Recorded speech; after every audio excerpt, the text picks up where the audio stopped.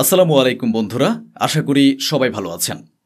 গাজার ভেতরে ইসরায়েল ও আমেরিকা হাজার হাজার নতুন অস্ত্রের পরীক্ষা চালিয়েছে। আজ সেই বিষয়টি প্রকাশ্যে এসেছে। আমেরিকা আর্টিফিশিয়াল ইন্টেলিজেন্স সমৃদ্ধ উন্নত ড্রোন ইসরায়েলের মাধ্যমে গাজার ভেতরে পাঠিয়েছিল এবং সেই এআই ড্রোন পরীক্ষাটি সফল হয়েছে। পরীক্ষার পর ইসরায়েল সেই আমেরিকান ড্রোনগুলো গাজা থেকে আমেরিকায় ফেরত পাঠিয়ে দিয়েছে। এখন আমেরিকার সেই সফল ড্রোনগুলো নিজ দেশে ব্যবহার করছে এবং ভবিষ্যতে এই উন্নত ড্রোনগুলো বিক্রির পরিকল্পনাও করছে। সবাই জানে ইসরায়েল গোটা দেশটাকে ধ্বংস করে দিয়েছে, আর পৃথিবী হিজড়াদের মতো চুপচাপ তাকিয়ে দেখছে। এদিকে আন্তর্জাতিক সাংবাদিকরা যখন দাবি করেছে যদি সত্যি যুদ্ধ শেষ হয়ে থাকে তাহলে আন্তর্জাতিক সাংবাদিকদের গাজার ভেতরে যেতে দিন, তখন ইসরায়েল কাউকে যেতে দিচ্ছে না, বরং তারা বেছে নিচ্ছে কাদের যেতে দেবে। যেমন ভারতে গদি মিডিয়ার মতো সাংবাদিকদের ব্যবহার করা হয়, ইসরায়েল বিশ্বজুড়ে তেমনি কিছু বাছাই করা সাংবাদিকদেরই গাজায় প্রবেশের অনুমতি দিচ্ছে, যারা ইসরায়েলের গল্পটাই দেখাবে। গাজার ভেতরে গিয়ে তারা দেখাবে, এই দেখুন এখানে হামাসের সন্ত্রাসী সংগঠন ছিল, এই জায়গায় হামাস ইহুদিদের হত্যা করেছে, এখানে হামাস ইহুদিদের বন্দী করে রেখেছিল, এইসব রকম গল্প। আপনি বুঝতে পারছেন, ইসরায়েল কেবল সেই সব আন্তর্জাতিক সাংবাদিকদেরই গাজায় প্রবেশ করতে দেবে যারা তার পক্ষে গল্প বানাবে, তার ন্যারেটিভ তৈরি করবে। এই রিপোর্ট ইতিমধ্যে বেরিয়ে এসেছে। আগে থেকে সতর্ক থাকুন। যদি কোনো আন্তর্জাতিক চ্যানেল বা মিডিয়া আপনাকে দেখায় আমরা গাজার ভেতর থেকে এইসব ছবি দেখাচ্ছি, তাহলে মনে রাখবেন তারা ইসরায়েলের পক্ষে প্রোপাগান্ডা আপনাকে দেখাচ্ছে। প্রশ্ন হলো, এইসব মিডল ইস্টে কেন ঘটছে? মুসলমানরা কেন ক্ষতিগ্রস্ত হচ্ছে? কারণ আরবরা গাদ্দার। উদাহরণস্বরূপ সংযুক্ত আরব আমিরাত সুদানে হামলা চালাচ্ছে, অর্থ দিচ্ছে, পরিকল্পনা করছে। সুদান নিজেই একটি আরব ও মুসলিম দেশ হওয়া সত্ত্বেও এটা হচ্ছে, কারণ ইউএই সুদানের সমস্ত সোনা লুটে নিতে চায়। গাজাতেও যা কিছু চলছে তার মূল কারণ হলো আরবদের হারামিপনা। ওদিকে এখন ডোনাল্ড ট্রাম্প উল্টো কথা বলছেন। তিনি বলেছেন যদি হামাস যুদ্ধবিরতি ভাঙে তাহলে হামাসকে সম্পূর্ণ ধ্বংস করে দেওয়া হবে। আর খুব শিগগিরই আমার মনে হচ্ছে সৌদি আরব আব্রাহাম অ্যাকর্ডে যোগ দেবে। কারণ যদি কোনো দেশের প্রেসিডেন্ট প্রকাশ্যে এমন কথা বলে তাহলে বোঝা যাচ্ছে মোহাম্মদ বিন সালমান গোপনে ইসরায়েলের পেছন চাটছে।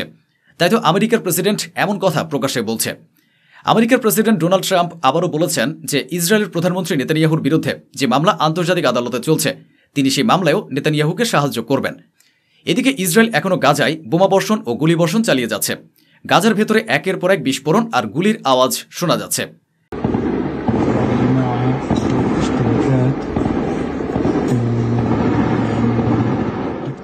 রিপোর্ট অনুযায়ী যখন থেকে এই ভুয়া যুদ্ধবিরতি শুরু হয়েছে তখন থেকে গাজার ভেতর একতরফা হামলায় 500 জন ফিলিস্তিনির মৃতদেহ উদ্ধার করা হয়েছে।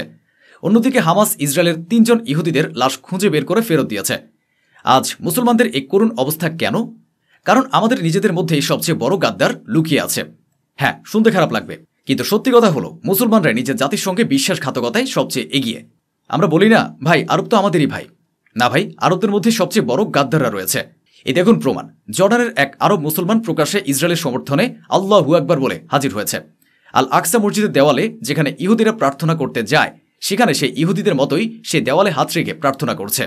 এই মানুষটা মুসলমান, আরব। আর এই হচ্ছে আজকের আরবের আসল চেহারা। কারো বাহ্যিক চেহারা বা পোশাক দেখে বিচার করবেন না। সে যদি জুব্বা পরে আতর মেখে দাড়ি রেখে মাওলানা সেজে ঘুরে বেড়ায় তাহলে সে ভালো মানুষ তা ভাববেন না। তার ভেতরে যে হারামিপনা আছে তা শুধু সেই জানে, আর যার সঙ্গে সে অন্যায় করেছে সে জানে কেমন মানুষ সে। এখানে এই জর্ডানের আরব ব্যক্তি যে কাণ্ড করেছে তা নিয়ে জর্ডানের মধ্যেই গোত্রভিত্তিক বিরোধ শুরু হয়েছে। আরব সমাজে গোত্র বা কাবিলা সংস্কৃতি এখনও প্রচলিত আছে। তার গোত্রের লোকেরা তাকে নিজের কাবিলা থেকে বের করে দিয়েছে। কিন্তু এতে কি আসা যায়? এখন তো ইসরায়েল এই লোকটিকে পুরোপুরি সমর্থন দেবে। তা তো ক্যারিয়ার তৈরি হয়ে গেছে ভাই সাহেব। ইমান গেছে কিন্তু ক্যারিয়ার বানিয়ে নিয়েছে। এখন ইসরায়েল তাকে এক শিক্ষিত মুসলমান হিসেবে দুনিয়ার সামনে উপস্থাপন করবে। সে হবে আমেরিকা ও ইসরায়েলের এজেন্ট। তাকে মুসলমানের পরিচয় সারা দুনিয়ায় পাঠানো হবে এবং সে ইহুদিদের প্রচারণা মানে প্রোপাগান্ডা চালাবে। গত পরশু সন্ধ্যায় একটি বড় খবর এসেছিল। আমরা সেটি নিশ্চিত করে একটি ভিডিও দিয়েছিলাম। খবরটি ছিল ইসরায়েলের জেলখানায় ইসরায়েলি সেনারা ফিলিস্তিনি মেয়েদের, ছোট ছোট বাচ্চাদের আর মহিলাদের সঙ্গে যা করছিল তার ভিডিও রেকর্ড করে তারা নিজেদের মহিলা থানার সিনিয়র অফিসারকে দেখিয়েছিল। সৈন্যরা বলেছিল, ম্যাডাম এটাকে ভাইরাল করে দিন, দেখেন কি দারুণ ভিডিও হয়েছে। তখন সেই মহিলা অফিসার বলেছিল, হ্যাঁ করে দাও লিক। ভিডিওটি লিক হওয়ার পর পুরো দুনিয়া ইসরায়েলের উপর ঝাঁপিয়ে পড়ে। যারা আগে ইসরায়েলের সমর্থক ছিল তারাও বলতে শুরু করে, না ভাই এটা তো খুব নোংরা কাজ, আমরা কিভাবে এটা মেনে নেব। ইসরায়েলের শেষ পর্দাটাও খুলে যায়। এতে ইসরায়েলের সরকারের উপর প্রবল চাপ তৈরি হয়। ফলাফল, সেই মহিলা অফিসার রিজাইন করে গায়েব হয়ে যায়। মামলাটি তখন সাময়িকভাবে চুপচাপ হয়ে যায়। কিন্তু পরে ঘটনাটি আবার প্রকাশ্যে আসে। তখন তারা সেই সাবেক মহিলা থানার অফিসারকে খুঁজতে শুরু করে। এই ছবিতে দেখা যাচ্ছে তিনি সেই মহিলা অফিসার, তাকে খুঁজে বের করা হয়েছে।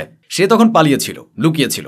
খবর এসেছে গতকাল সে বাড়ি ছেড়ে পালিয়েছিল, কিন্তু গতকালই ইসরায়েলি পুলিশ তাকে খুঁজে বের করে গ্রেফতার করেছে। তবে মনে করা হচ্ছে তার সঙ্গে খুব খারাপ কিছু হবে না। কিন্তু ভাববার বিষয় হলো যে নিজেই একজন নারী, সে অন্য নারীর সম্মানের লুণ্ঠনের ভিডিও ভাইরাল করতে পারে কিভাবে। দেখুন, ইসরায়েলি সেনাবাহিনীতে থাকা ইহুদি নারীরা এসব ব্যাপারকে বড় কিছু মনে করে না। সম্মান লুট হওয়া, কারো সঙ্গে শোয়া, তাদের কাছে সেটা কোনো ব্যাপারই নয়। এই কথাটা মনে রাখবেন। যদি আপনি ইসরায়েলি নারী অফিসার বা নারী সৈন্যদের সম্পর্কে আর্টিকেল পড়েন, আপনার মাথা ঘুরে যাবে। এর আগে এক ইসরায়েলি নারীর সঙ্গে ঘটে যাওয়া ঘটনার রিপোর্টার কথা মনে আছে তো? আবার দেখুন, এটা সে রিপোর্ট। রিপোর্টে বলা হয়েছে ইসরায়েলের নারী সৈন্যদের ইজ্জত লুটে নেওয়া লোকেরাই হলো ইসরায়েলি পুরুষ সৈন্য।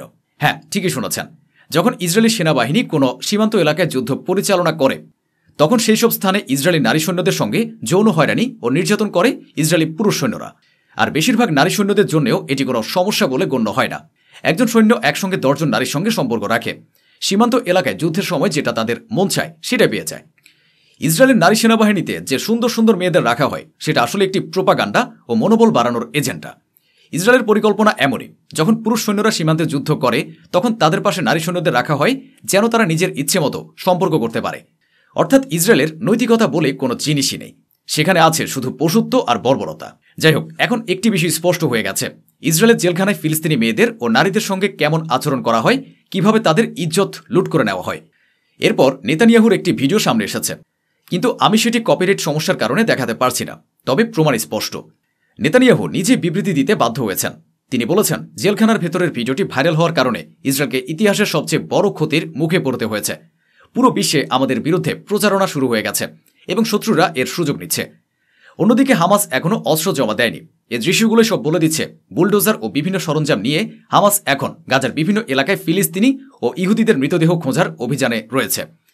ওদিকে মোহাম্মদ বিন সালমান, সৌদি আরবের ক্রাউন প্রিন্স, খুব শিগগিরই আমেরিকা যাচ্ছেন।